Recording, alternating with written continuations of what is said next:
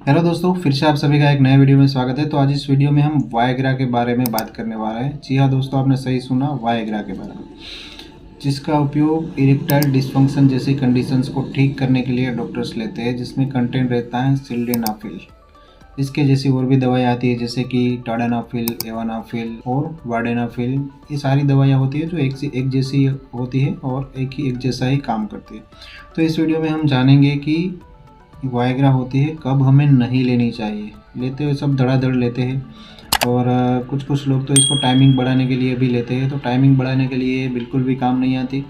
और ये सही इसका उपयोग जानेंगे कि इसका उपयोग कौन लोग कर सकते हैं और कौन लोग हैं जो उसका उपयोग नहीं करना चाहिए। अगर करते हैं तो उससे बहुत ज़्यादा घातक परिणाम हो सकते हैं, बहुत ज़्यादा कॉम्प्लिकेशंस हो सकते हैं। तो इस वीडियो में हम जानेंगे सिल्डेनाफिल यानी कि वायग्रा या फिर उसके जैसी जो दवाइयाँ होती है इरेक्टाइल डिस्फंक्शन के लिए जो आती है, तो वो कैसे काम करती है और कौन लोग हैं जो कि ये नहीं ले सकते। तो ज़्यादा देर नहीं करेंगे, चलिए शुरू करते हैं। तो कि वायग्रा आपको और भी नाम से मार्केट्स में मिल जाएगी, वायग्रा, विगोरा, इसके अलावा मेन फोर्स वगैरह और भी कई सारे नाम से आप देख लेना कौन से अलग अलग नाम के वायग्रा मिलते हैं मार्केट में। तो इसमें कंटेंट रहता है सिल्डेनाफिल साइट्रेट। इसके जैसी और भी दवाइयाँ आती है जैसे कि टाडानाफिल हो गई, एवानाफिल हो गई, वार्डेनाफिल हो गई। तो ये सारी दवाइयाँ एक जैसा ही काम करती है। ये क्या करती है कि हमारा जो पेनिस होता है उसमें इरेक्शन लाती है, उसमें तनाव लाती है। जब भी कोई व्यक्ति ये सिल्डेनाफिल या फिर वायग्रा लेता है तो उसके बाद उसके बॉडी में ब्लड फ्लो बढ़ जाता है। ब्लड फ्लो बढ़ने की वजह खास करके जो पेनाइल एरिया होता है, पेनिस वाला भाग होता है, उसमें ब्लड फ्लो बढ़ जाता है। तो उस वजह से जो पेनिस होता है वो इरेक्ट हो जाता है, उसमें तनाव बढ़ जाता है। तो जो उसकी इरेक्टाइल डिस्फंक्शन की जो शिकायत है, जो प्रॉब्लम थी, वो ठीक हो जाती है। लेकिन आजकल लोग जो होते हैं वो टाइमिंग बढ़ाने के लिए भी ये लेते हैं, लेकिन टाइमिंग बढ़ाने के में ये इसका कोई रोल नहीं है। कुछ लोग होता है जो कि कामेच्छा बढ़ाने के लिए ये लेते हैं, तो उसमें भी इसका कोई रोल नहीं होता है। ये सिर्फ और सिर्फ हमारा जो पेनिस होता है उनको ये एनलार्ज करती है, सॉरी मतलब कि उसमें तनाव बढ़ाती है और उसका जो इरेक्शन है वो बढ़ाती है। किसी में अगर इरेक्शन नहीं आ रहा है, तनाव नहीं हो रहा है किसी के पेनिस में, तो ये वो ठीक करती है, ना कि टाइमिंग बढ़ाती है और ना ही ये कामेच्छा बढ़ाती है। तो ये बात पहले आपको क्लियर होनी चाहिए। और क्या करती है कि ये ब्लड फ्लो बढ़ाती है, जो पेनिस वाले पार्ट में पूरे बॉडी में बढ़ाती है। तो उस वजह से हमें थोड़ी ताकत, थोड़ा जोश जैसा फील होता है और उस वजह से जो हमारा जो इरेक्टाइल डिस्फंक्शन का जो प्रॉब्लम होता है वो ठीक हो जाता है। अब बात करते हैं कि कौन लोग ये नहीं ले सकते। तो खासकर सबसे पहले जिनको भी हाई ब्लड प्रेशर की शिकायत, हाइपरटेंशन वाले मरीज है, उनको ये दवाई कभी भी डॉक्टर्स की सलाह से बिना कभी भी नहीं लेनी चाहिए। अगर ले लेते हैं क्योंकि उसका बीपी पहले से बढ़ा हुआ है, अगर ये वायग्रा ले लेगा तो उसका बीपी और बढ़ सकता है, दिल की धड़कन वो बहुत ज़्यादा तेज़ हो सकती है, टेकीकार्डिया हो सकता है।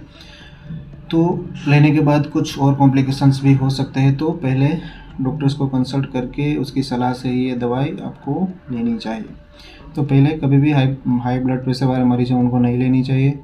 जिनको रिसेंटली स्ट्रोक या हार्ट अटैक आया है उनको भी नहीं लेनी चाहिए।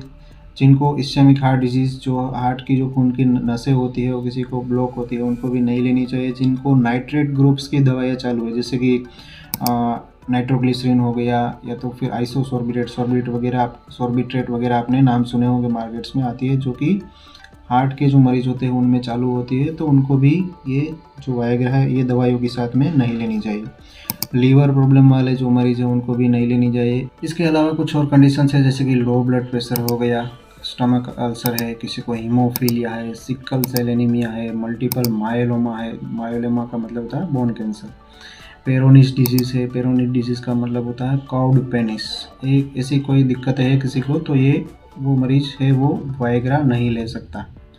तो इनमें से कोई भी कंडीशंस है अगर आपको, तो आपको कभी भी अपने आप से वायग्रा नहीं लेनी चाहिए। अगर आप लेते हो तो दिक्कतें बहुत बहुत बहुत ज़्यादा बढ़ सकती है, यहाँ तक कि कुछ व्यक्तियों में पेशेंट की डेथ भी हो सकती है।